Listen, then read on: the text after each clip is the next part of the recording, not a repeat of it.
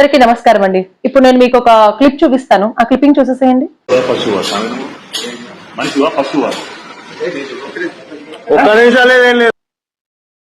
చూసారా? మీకేమనిపించింది అది చూసిన తర్వాత? విపరీతమైన కోపం వచ్చింది కదా, అసహ్యం వేసింది కదా, చిరాకు వచ్చింది కదా, ఛీ ఏంటి మన వాళ్ళు ఇలా తయారవుతున్నారు అని చెప్పి అసహ్యం వేసింది కదా. ఎందుకండి మాలలు వేసుకుంటారు? ఏ మాలలైనా కూడా, అది అయ్యప్ప మాలైనా కూడా, దుర్గా మాలైనా కూడా, ఆంజనేయ స్వామి మాలైనా కూడా, ఏదైనా కానీ భక్తి లేనప్పుడు అటువంటి పవిత్రమైన మాలలు ధరించి ఎందుకు ఇలాంటి పనులు చేస్తున్నారు? మీరు ఎప్పుడైనా సరే కనీసం వెతికినా సరే మీకు ఎక్కడైనా దొరికిందా? ఇతర మతాల వాళ్ళు వాళ్ళ మతాన్ని ఎప్పుడైనా సరే తక్కువ చేసుకోవడం మీరు విన్నారా, చూసారా? వాళ్ళ దేవుడి కోసం ప్రాణం ఇస్తారు. వాళ్ళ దేవుడు అంటే వాళ్ళు గొప్పగా పూజిస్తారు. కానీ మనం చేస్తున్న పనులేంటి?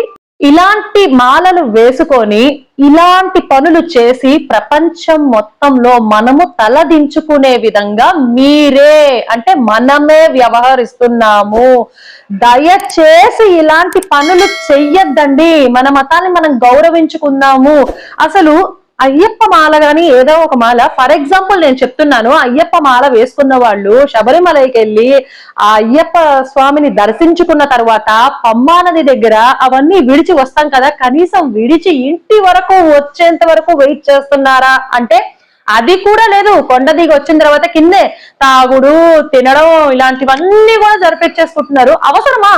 మనం మాల వేసుకొని ప్రయోజనం ఏముంది? ఏదైనా సరే నేను ఒకటే చెప్పదలుచుకుంటున్నానండి, ఇంట్రెస్ట్ ఉంటే భక్తి ఉంటేనే వేసుకోండి. దయచేసి మన మనకంటూ ఒక సాంప్రదాయము ఇవన్నీ ఉన్నాయి, దయచేసి అవన్నీ పాటించండి. మన సనాతన ధర్మాన్ని దయచేసి కించపరచొద్దు. బట్ నేను వేరే మతస్థులు అంటున్నాను కదా అని చెప్పేసి వాళ్ళ దేవుణ్ణి తక్కువ మాత్రం చేయట్లేదండి.